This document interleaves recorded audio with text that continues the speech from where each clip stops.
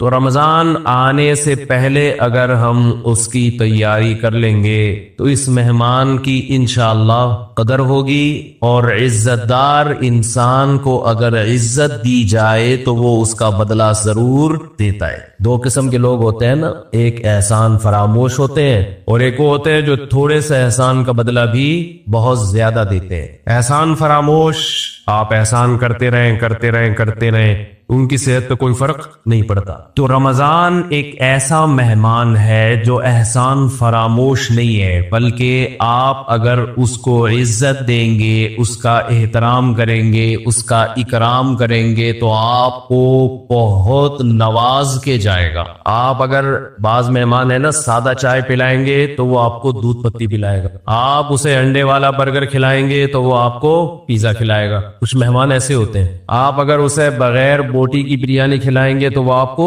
گوشت والی بریانی کھلائے گا۔ رمضان ایک ایسا مہمان ہے جو تھوڑا سا اکرام کرنے پر بھی آپ کو بہت زیادہ نوازتا ہے، تھوڑا نہیں نوازتا۔ لیکن رمضان کی جو نوازشیں ہیں، رمضان کے جو تحفے ہیں، جو رمضان آپ کو گفٹ دے گا، اگر آپ اس کو عزت دیں گے تو وہ اس کا گفٹ ہونا ان لوگوں کی سمجھ میں آتا ہے جن کا آخرت پر ایمان ہو۔ نبی صلی اللہ علیہ وسلم سے صحابی نے پوچھا بہترین صدقہ بولو بھائی کون سا؟ تو آپ نے فرمایا بہترین صدقہ یہ ہے تأمل الغنا وتخشى الفقر۔ کیا عجیب کہ تمہیں یہ امید ہو کہ اگر صدقہ ابھی نہیں کیا تو اس پیسے سے مزید پیسہ بنا لوں گا۔ دیکھو وہ پیسہ جس سے آپ کو یہ امید ہو کہ مزید پیسہ بنا سکتا ہوں، اس پیسے سے زیادہ محبت ہوتی ہے نا۔ وہ پیسہ جو پڑا ہوا ہے آپ کو پتا ہے کھا پی کے کیا ہو جائے گا، ختم تو ہونا ہی ہے، تو چلو اس میں سے کچھ فلاں کو دے دو، بیوہ کو دے دو، فلاں کو دے دو۔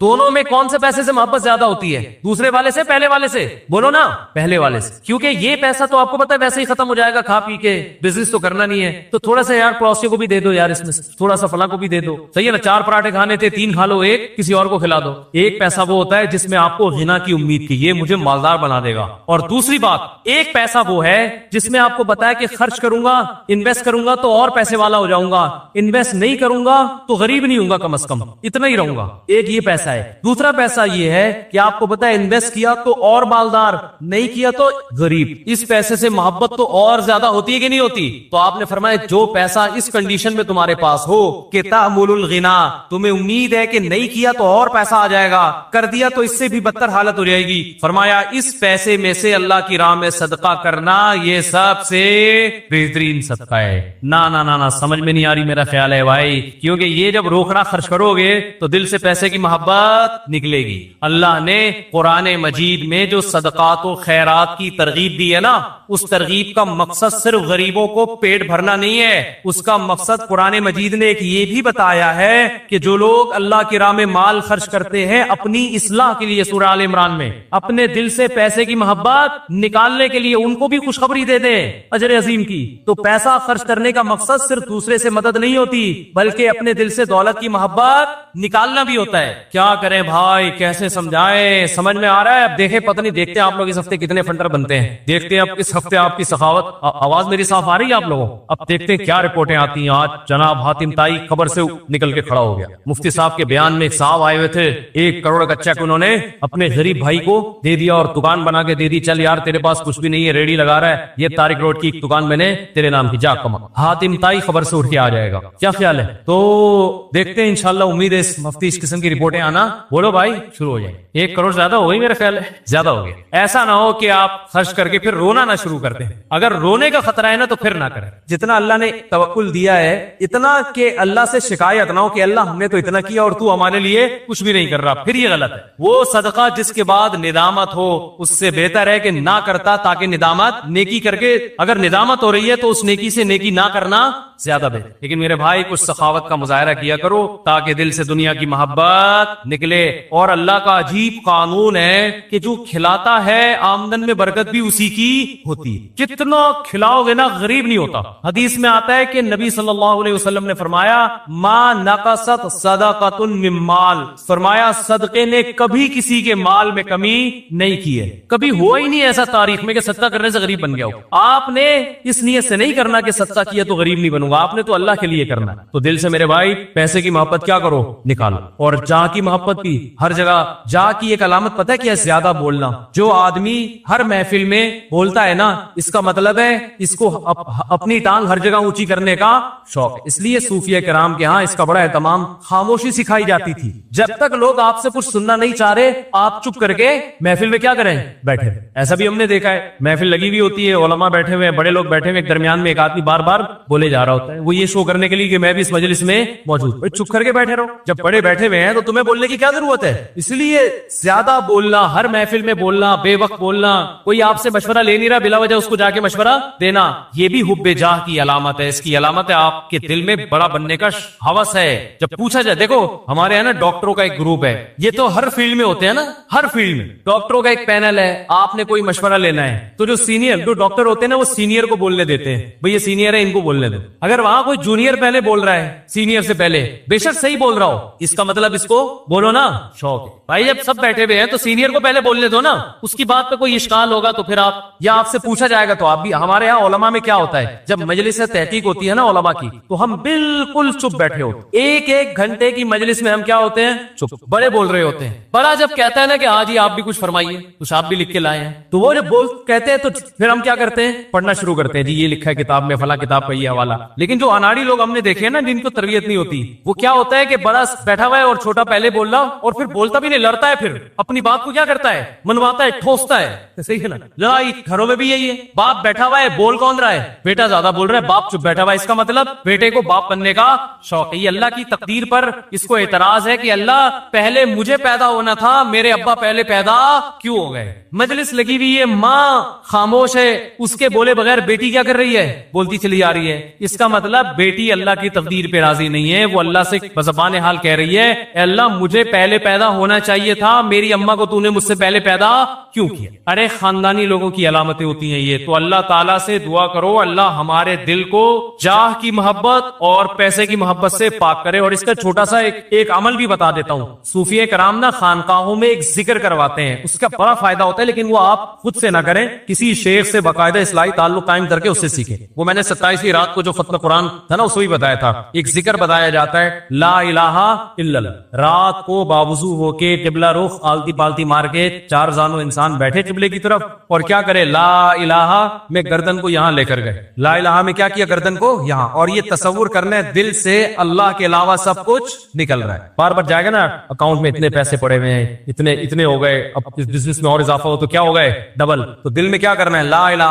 اس پیسے کو اکاؤنٹ سے کیا کرو، دل کے اکاؤنٹ سے نکالو. وہ لوگ وہاں ہیں، یہ دل میں نہیں ہونے چاہیے. لا الہ نکال، ہر چیز نکالی. کوئی مردار کی محبت ہے، عشق مجازی ہے، وہ بھی لا الہ کے بعد کیا کیا، الا اللہ میں گردن واپس لے کر آئے اور زور سے زر پہ الا اللہ ضرب ماری، ایک چوٹ ماری، الا اللہ زور سے نا، الا اللہ. اس میں کیا ہے، صرف کون ہے، اللہ. اس ذکر کا بڑا فائدہ ہوتا ہے. یہ سنت سے ثابت نہیں ہے، لہذا اس کو سنت سمجھنا بدعت ہے. یہ صوفیہ کرام نے نا ایک ٹریننگ کروائی ہے، ایک پریکٹس کروائی ہے بطور علاج کے. تو علاج کے لیے ثبوت کی ضرورت نہیں ہوتی.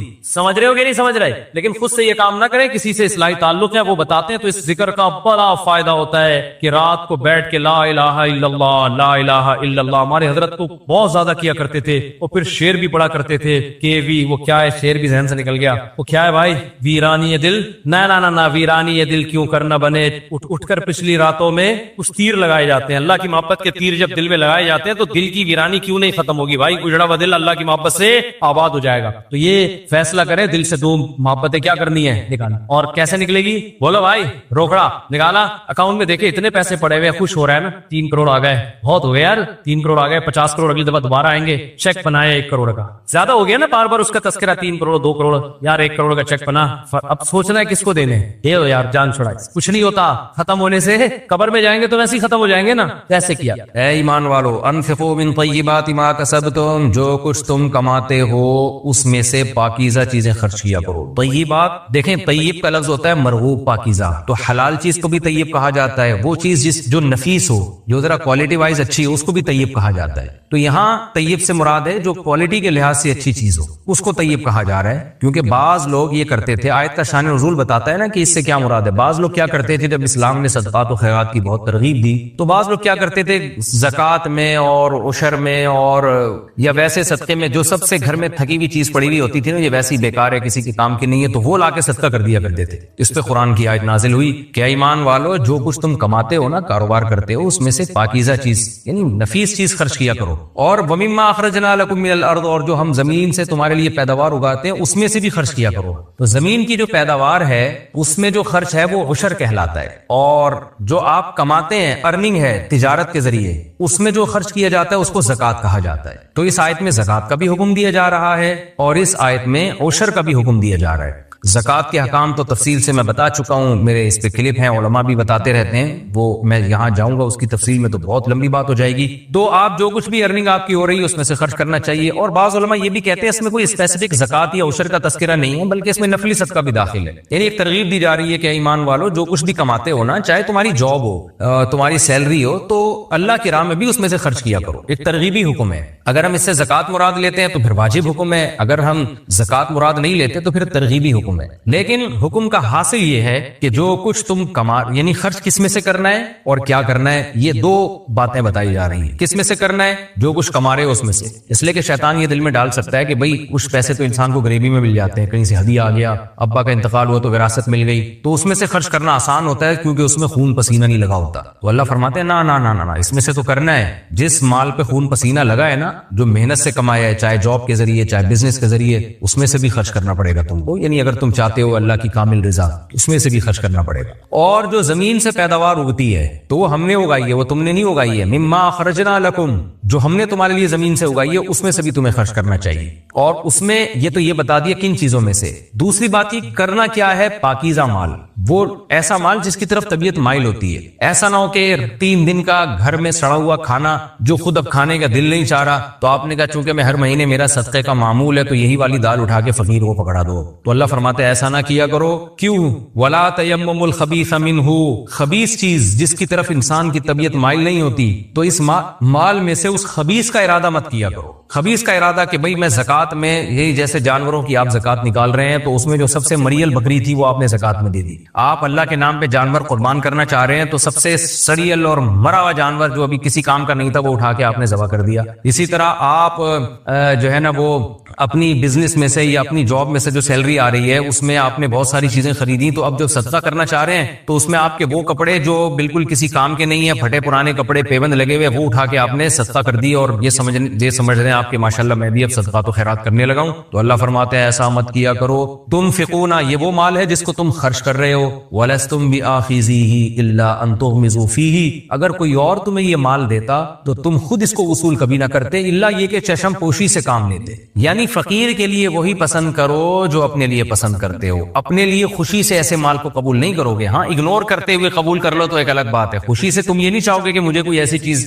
ہدیے میں دے یا صدقہ دے. تو جو اپنے لیے پسند کرتے ہو وہی کسی دوسرے کے لیے پسند کرو. یہ اس آیت کی تفسیر ہے. اچھا اس میں یہ خوب سمجھ لیں, یہ جو قرآن نے کہا ہے نا ولا تیمموا الخبیث منہ, کہ اس میں خبیث چیز کا ارادہ مت کرو, اس میں صاف بتا دیا کہ باقاعدہ بیکار چیز ارادہ کر کے صدقہ کرنا یہ بری بات ہے. اس میں 2 حالتیں مستثنی ہیں. 2 صورتوں میں خبیث چیز بھی صدقہ کی جا سکتی ہے. ایک صورت تو یہ کہ آپ کے پاس نفیس مال ہے ہی نہیں, آپ خود غریب ہیں, آپ کے پاس جو کچھ پڑا ہوا ہے وہ ہے ہی لو کوالٹی کا, آپ خود غریب ہیں اور آپ صدقہ کرنا چاہ رہے ہیں, تو ایسی مجبوری میں اگر آپ خبیث چیز بھی صدقہ کر دیں گے تو کوئی گناہ نہیں ہوگا. جیسے حدیث میں آتا ہے اتقوا النار ولو بشق تمرۃ, اگر تمہارے پاس ایک کھجور ہے اور تم جہنم کی آگ سے بچنا چاہتے ہو صدقہ کر کے تو کوئی بات نہیں, اسی میں سے اتنا سا ٹکڑا توڑ کے کسی غریب کو دے دے. اب وہ اتنا سا ٹکڑا کیا غریب کے کام آئے گا, لیکن تمہاری استطاعت اتنی ہے تو پھر ٹھیک ہے. تو اگر کوئی کم تر چیز, لو کوالٹی کی چیز صدقہ کر رہا ہے اس لیے کہ ہائی کوالٹی کی چیز صدقہ کرنے کی اس بیچارے میں طاقت ہی نہیں ہے, تو پھر اس میں کوئی گناہ نہیں. ایک بات ہو گئی. دوسری بات یہ ہو گئی کہ جو لوگ بھی صدقات و خیرات کرتے ہیں وہ معمول تو ان کا یہی ہوگا کہ ایک بہت لو کوالٹی کی چیز صدقہ نہ کیا کریں. لیکن اگر کوئی چیز گھر میں لو کوالٹی کی پڑی ہوئی ہے اور وہ ضائع ہو رہی ہے تو اب یہاں صدقہ کرنے کا مقصد اس کو ضائع کرنے سے بچانا ہے تو بھی یہ جائز ہے. مثال کے طور پر کھانے ہی کی مثال لے لیں. آپ کی عادت ہے غریبوں کو کھانا کھلانے کی, آپ اچھا کھانا کھلاتے ہیں, دیگے بنواتے ہیں, ان کو کھلاتے ہیں, پیٹ بھر کے غریب کھاتے ہیں, اللہ نے آپ کو استطاعت دی ہے. ایک دن کیا ہوا کہ گھر میں آپ نے فریج کھول کے دیکھا تو یار 4 دن کی دال پڑی ہوئی ہے. تو اب آپ کا جو صدقے کا معمول چل رہا ہے وہ تو اچھا کھانا ہی کھلا رہے ہیں آپ, لیکن آپ نے کہا یار یہ دال کھانے میں تو آئے گی نہیں, یہ میں کچرے میں پھینکوں گا, اس سے بہتر نہیں کسی غریب کو دے دی جائے. تو ایسی صورت میں اگر آپ وہ کسی غریب کو دیتے ہیں تو وہ اس آیت میں داخل نہیں, اس میں آپ کو انشاءاللہ گناہ نہیں ہوگا, کیونکہ آپ کا مقصد جو اصل صدقات و خیرات آپ کر رہے ہیں وہ تو اچھی کوالٹی کی چیزیں ہی صدقہ کر رہے ہیں. یہ آپ اس لیے صدقہ کر رہے ہیں کہ اس میں صدقہ مقصد نہیں ہے, بلکہ اس میں مقصد ہے کسی چیز کو ضائع ہونے سے بچایا جائے. صدقہ ایک ضمن میں ہو رہا ہے کہ ضائع ہونے سے نہیں کھائیں گے تو خراب ہو جائے گی یا کچرے میں پھینکنا پڑے گی,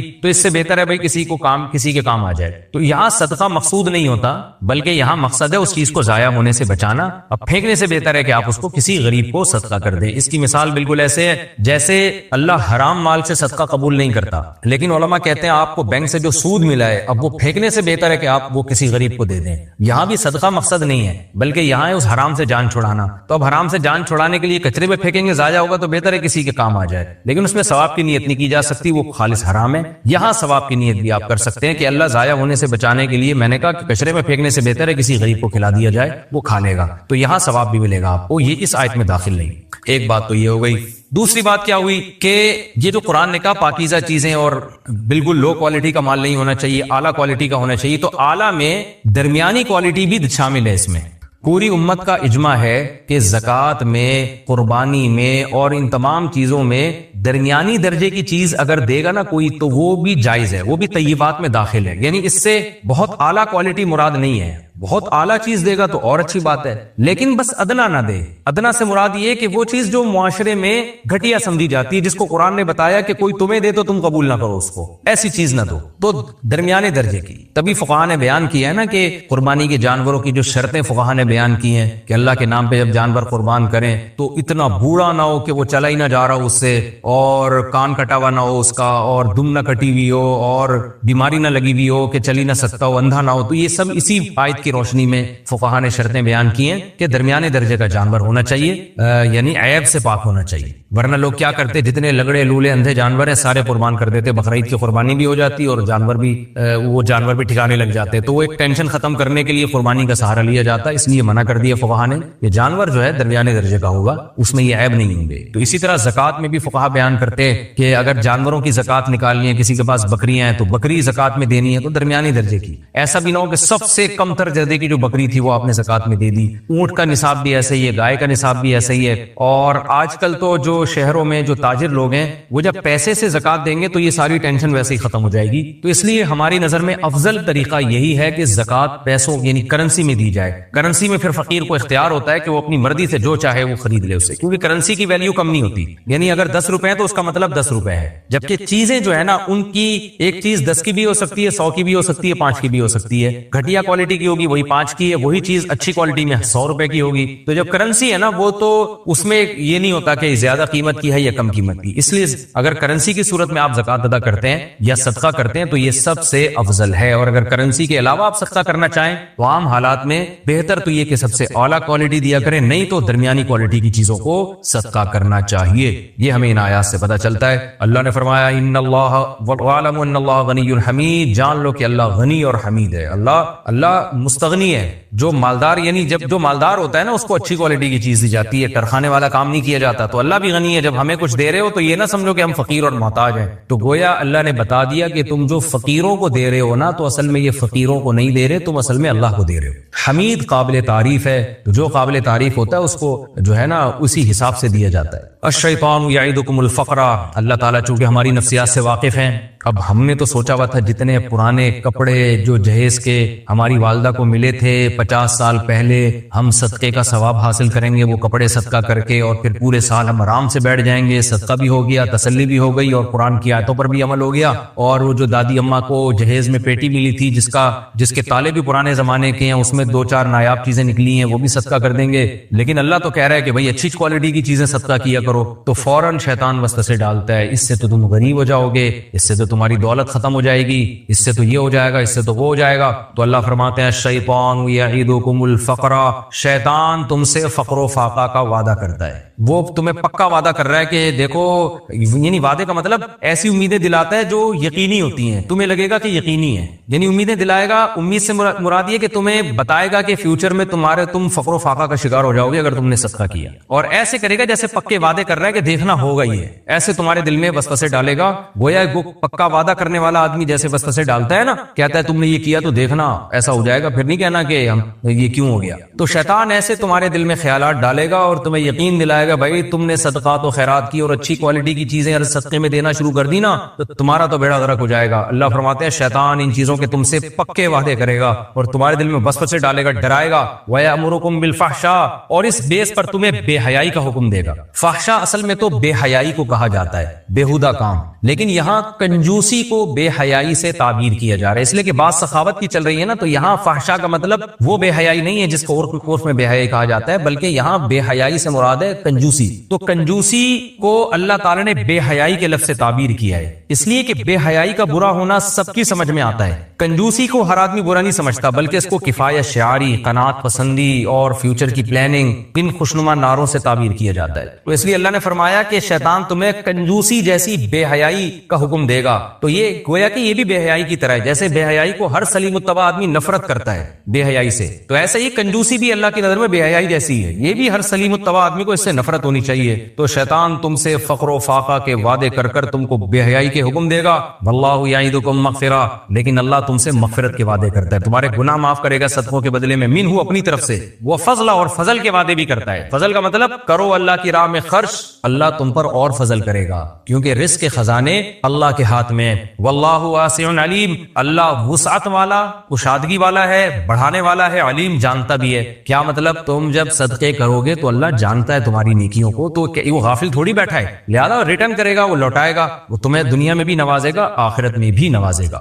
تو اس آیت سے بھی پتہ چلتا ہے کہ فقر و فاقہ کا خوف نہیں کرنا چاہیے. یاد رکھیں اس آیت کا صحیح مفہوم کیا ہے. اگر آپ کی آمدن بہت تھوڑی ہے اور آپ کے گھر کے واجب خرچے بھی پورے نہیں ہو رہے، آپ کی آمدن پہلے ہی کم ہے اور گھر میں بیوی بچوں کا جو ضروری خرچہ ہے وہ بھی پورا نہیں ہو رہا، تو بعض لوگ کیا کرتے ہیں، پھر بھی ساری رقم اٹھا کے صدقہ کر دیتے ہیں اور کہتے ہیں کہ قرآن کہہ رہا ہے کہ شیطان تمہیں فقر و فاقہ سے ڈرائے گا. تو یاد رکھیں یہاں یہ مراد نہیں ہے، کیونکہ کبھی ایک آیت کو دیکھ کے فیصلہ نہیں کیا جاتا. قرآن کے دوسرے احکام اور احادیث سامنے رکھی جائیں تو اس سے پتہ چلتا ہے کہ اس سے مراد وہ صدقات و خیرات ہے جو گھر کے واجب خرچے نکالنے کے بعد آپ کریں گے. اس لیے کہ رسول اللہ صلی اللہ علیہ وسلم نے فرمایا کہ جب خرچ کرو تو ابدأ بمن تعول، سب سے پہلے ان پہ خرچ کرو جو تمہارے اہل و عیال ہیں، ان کی بنیادی ضرورتیں آپ کو بہرحال پوری کرنی ہے، پھر جو بچے گا وہ صدقہ کرنا ہے. کیونکہ اگر غالب گمان آپ کو یہ ہے کہ بھائی میں نے اگر پہلی تاریخ کو تنخواہ آئی اور ساری مدرسے میں یا مسجد میں یا فلاں غریب کو کھلا دیا تو میں فقیر ہو جاؤں گا، پورے مہینے نہ گیس کا بل دینے کے پیسے بچیں گے، نہ بچوں کی تعلیم کے، نہ کچھ بھی نہیں بچے گا، تو پھر آپ کے لیے خرچ کرنا حرام ہے. کیونکہ قرآن مجید کے الفاظ ہیں سورہ بنی اسرائیل میں کہ کیا ہے، وَلَا تَجْعَلْ يَدَكَ مَغْلُولَةً إِلَىٰ عُنُقِكَ، نہ اپنے ہاتھ کو گردنوں سے باندھو، بالکل ایسے کنجوس بھی نہ بن جاؤ. وَلَا تَبْسُطْهَا كُلَّ الْبَسْطِ، اور ایسے پھینکنا بھی نہ شروع کر دو کہ تمہاری جیب میں کچھ بچے ہی نہیں اپنے واجب حقوق ادا کرنے کے لیے. وَابْتَغِ بَيْنَ ذَلِكَ سَبِيلًا، درمیانی راستہ اختیار کرو. درمیانی راستہ کیا ہے کہ اپنے اور گھر کے جو بنیادی اور بیسک ضرورتیں ہیں وہ بہرحال پوری کرنی ہے، اس کے بعد جو اضافی ہوگا وہ اللہ کی راہ میں جس کا جتنا حوصلہ ہے وہ اس حساب سے خرچ کرے. تو ایسے موقع پہ بھی شیطان پھر فقر و فاقہ سے ڈراتا ہے. تو پھر ایسے موقع پہ اللہ کہہ رہے ہیں شیطان سے مت ڈرو، بلکہ اس خرچ کرنے سے اللہ تمہارے مال میں اور برکت دے گا. تو یہ خوب اچھی طرح سمجھ لیں. تو اور آج ایسا ہی ہو رہا ہے، ہم جو ہے نا واجب خرچے تو بہت تھوڑے ہوتے ہیں، اس کے بعد تو بھی عیاشیوں میں سارا پیسہ لگ رہا ہے، خرچ تو کرنے کی توفیق ہم لوگوں کو نہیں ملتی ہے، اور وجہ اس کی یہی ہے کہ انویسٹمنٹ میں لگے رہتے ہیں اور شیطان ڈراتا رہتا ہے، بھائی یہ بھی بنا لو، یہ بھی بنا لو، کل روپیہ بچائیے، کل کام آئے گا، لکھا ہوتا ہے نا بینکوں کے باہر. تو بس بچاؤ بچاؤ بچاؤ، اسی فکر میں لگے ہوئے. اللہ کہہ رہے ہیں خرچ کرو خرچ کرو خرچ کرو، اللہ دے گا تمہیں انشاءاللہ. واللہ واسع علیم، اللہ کشادگی والا ہے اور علم والا ہے، یعنی اللہ سے فقر و فاقہ کا خوف مت کرو. اسی کو حدیث میں فرمایا انفق یا بلال ولا تخش من ذی العرش اقلال. آپ نے حضرت بلال رضی اللہ عنہ سے فرمایا، حالانکہ وہ تو غریب تھے، فرمایا بلال خرچ کر اور عرش والے سے فقر و فاقہ کا خوف مت کر. لیکن یہ اس تفصیل کے مطابق ہے جو میں نے ابھی آپ کو بتائی. فرمایا یؤتی الحکمت من یشاء، جس کو چاہتا ہے اللہ حکمت حکمت عطا کرتا ہے، یعنی دین کی سمجھ بوجھ، صحیح اور غلط کا میں فرق کرنے کی تمیز اللہ عطا کر دیتا ہے۔ اس کا فائدہ کیا ہوتا ہے کہ وہ فیصلہ کرتا ہے پھر کہ خرچ کرنا ہے یا نہیں کرنا۔ جس کو حکمت نہیں ملتی وہ کیلکولیٹر لے کے بیٹھا رہتا ہے کہ خرچ کروں گا تو پیسے ختم ہو جائیں گے، کم ہو جائیں گے، فقیر بن جاؤں گا۔ اور جس کو حکمت ملی ہے وہ جانتا ہے کہ رزق کے خزانے اللہ کے ہاتھ میں ہیں، اور جو شریعت نے جہاں واجب خرچے کیے ہیں وہ تو پہلے کروں گا، جو اضافی ہے وہ اللہ کی راہ میں لگاؤں گا میں، تو اس سے اللہ اور عطا فرمائے گا۔ تو اللہ فرماتے ہیں جس کو چاہتا ہے اللہ سمجھ بوجھ عطا کرتا ہے۔ اور یاد رکھو ومن یؤت الحکمت، جس کو حکمت عطا کی گئی ہے، فقد اوتی خیرا کثیرا، اسے بے پناہ خیر اللہ نے دے دی ہے۔ تو اللہ سے حکمت کی دعا مانگنی چاہیے، اور حکمت صحیح اور غلط میں تمییز کرنے کی صلاحیت پیدا ہو جانا، یہ بہت بڑی اللہ کی نعمت ہے۔ دنیا کا سب سے بڑا مسئلہ یہی ہے، وما یذکر الا اولو الالباب، اور اللہ فرماتے ہیں نصیحت صرف عقل والے ہی حاصل کرتے ہیں، احمقوں کو نصیحتیں حاصل نہیں ہوتی۔ وما انفقتم من نفقۃ او نذرتم من نذر فإن اللہ یعلم، اللہ دوبارہ ترغیب دے رہے ہیں کہ تم کوئی بھی خرچ کرو گے نا نفقہ، اور کوئی بھی منت مانو گے، منت بھی ایسے ہوتی ہے، ایک تو ہوتا ہے نا انفاق ویسے ہی خرچ کرنا، اور ایک ہوتی ہے منت۔ منت کا مطلب اگر اللہ نے میرا فلاں کام کر دیا تو میں اللہ کی راہ میں اتنے پیسے صدقہ کروں گا، تو یہ بھی ایک منت ہے۔ تو اللہ فرماتے ہیں یہ بھی اگر تم مانتے ہو تو اللہ اسے جانتا ہے، اس پہ بھی تمہیں ثواب دے گا۔ تو منت کا حکم یہی ہے کہ اگر آپ نے مشروط منت مانی تھی کہ اگر اللہ نے یہ کیا تو میں یہ اتنے پیسے خرچ کروں گا، تو وہ منت پوری کرنا واجب ہے، اور یہ بہت سخت حکم ہے شریعت کا۔ اس میں بعض دفعہ لوگ ایسی منتیں مان لیتے ہیں کہ میں اپنی پورا مال صدقہ کروں گا، تو پھر پورا مال صدقہ کرنا ان پہ واجب ہو جاتا ہے سوائے اپنے کھانے پینے کے پیسے۔ اس لیے منت ماننے سے پہلے سوچنا چاہیے، اور منت زبان سے ہوتی ہے، دل میں نیت سے نہیں ہوتی۔